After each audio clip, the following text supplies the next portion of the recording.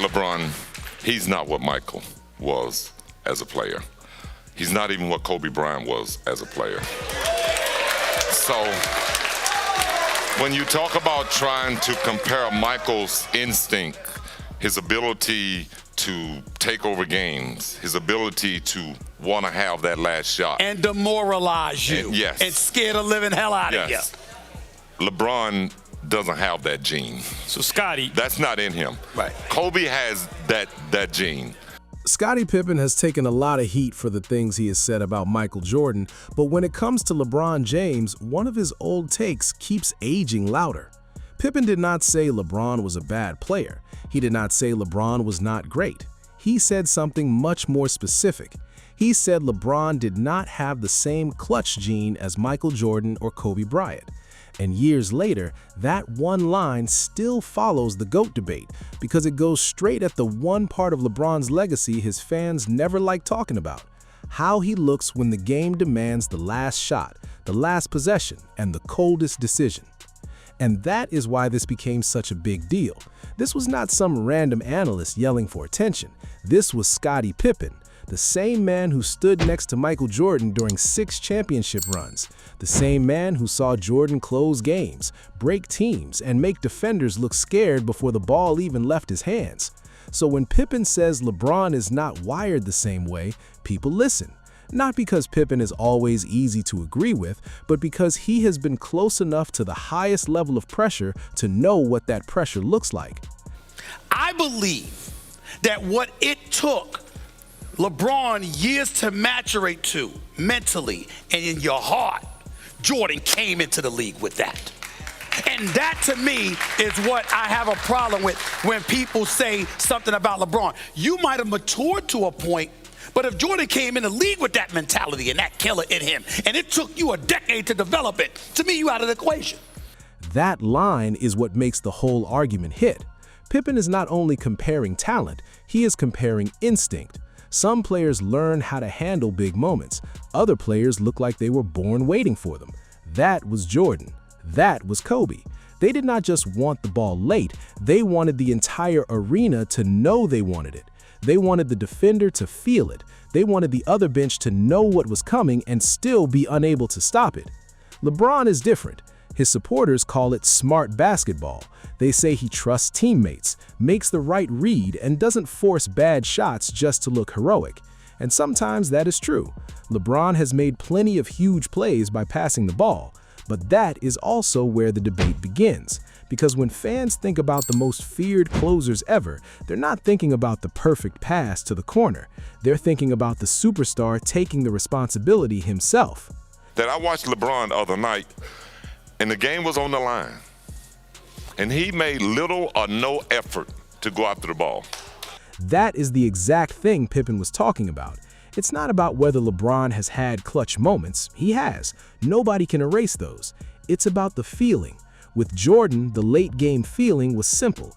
He was coming. Everybody knew it. With Kobe, even when the shot was hard, he was still taking it.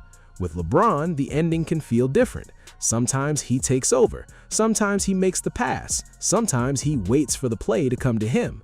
And for Pippen, that difference matters, because greatness at the very top is not only about making the smart play, it's about wanting the wait.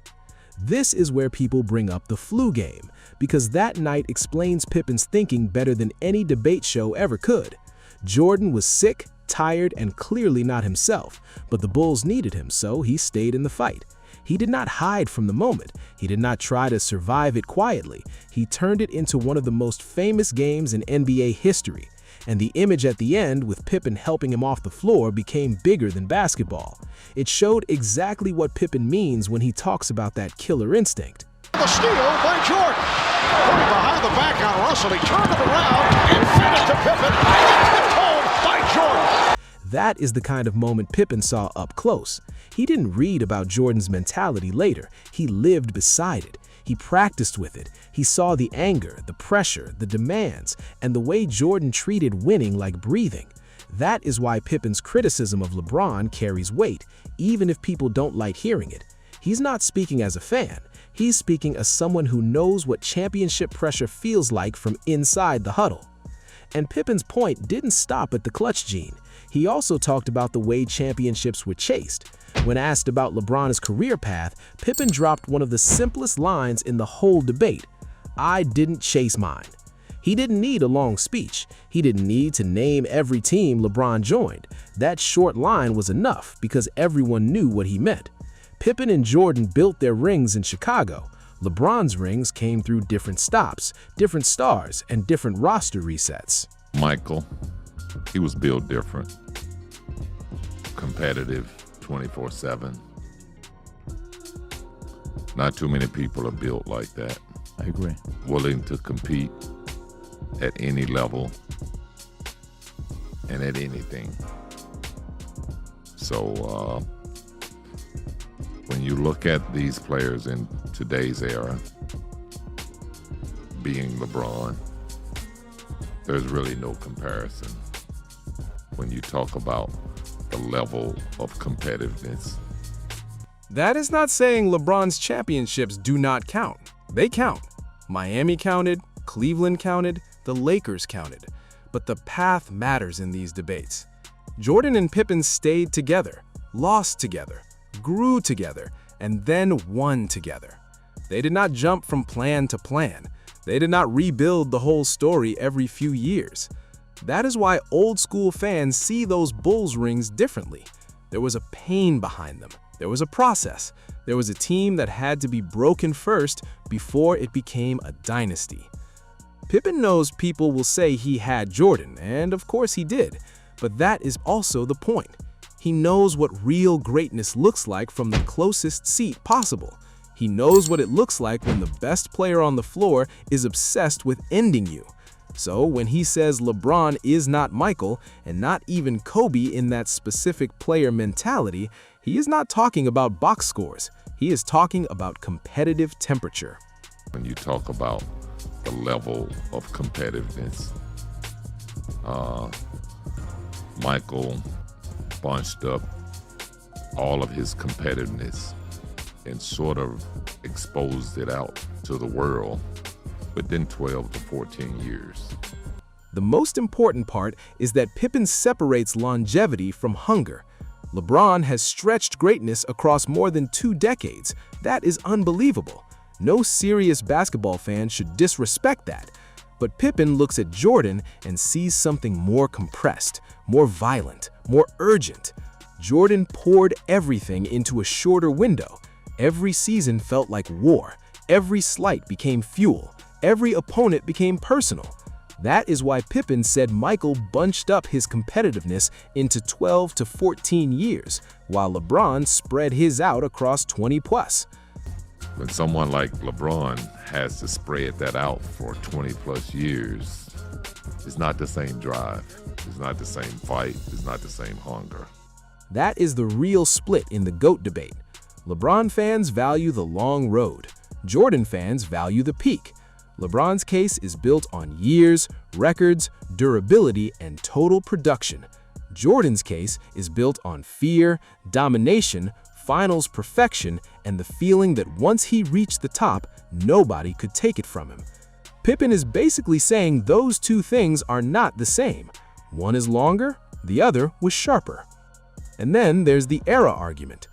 Pippen has always pushed back when people act like today's game is automatically tougher. Yes, players today shoot better. Yes, the spacing is different. Yes, the skill level across the league is deeper. But the 90s asked different questions. Can you take contact? Can you score with bodies in the paint? Can you drive knowing a hard foul is coming? Can you get up and do it again without complaining? That was the game Pippen played. LeBron got lanes every night. When we played, there were no lanes. Wasn't nothing but hardwood floor. If you go to the basket, you're gonna hit the wood. There's no comparison. That is why Pippen's comments still hit. He's not saying LeBron isn't great. He's saying the comparison is too simple when people only use numbers. You cannot just stack points, assists, rebounds, and years played, then say the debate is over. You have to talk about mentality. You have to talk about pressure. You have to talk about the way a player wins, not just how long he played. And that's where Pippen may have been right all along. LeBron has had an amazing career, maybe the longest prime the game has ever seen. But when the debate gets down to killer instinct, finals fear, and that cold last possession feeling, Pippen still sees Jordan and Kobe in a different category. He saw that mindset up close. He watched Jordan demand the ball when everyone else was tired. He watched him turn pain into offense. He watched him make opponents feel like the game was already over before the shot even dropped. That does not erase LeBron's greatness. It just explains why some players and fans still hesitate before putting him above Jordan. Because greatness is not only about lasting longer. Sometimes it's about how hard you burned when the moment was hottest. And in Scottie Pippen's eyes, that's where Michael Jordan still separates himself. So maybe Pippen was not just hating. Maybe he was not just trying to create controversy. Maybe he was saying what he had seen with his own eyes. LeBron can have the records, he can have the longevity, he can have one of the greatest careers ever. But when it comes to that ruthless, late-game, no-way-out competitive gene, Scottie Pippen still believes Jordan had something different. And years later, that take still refuses to go away.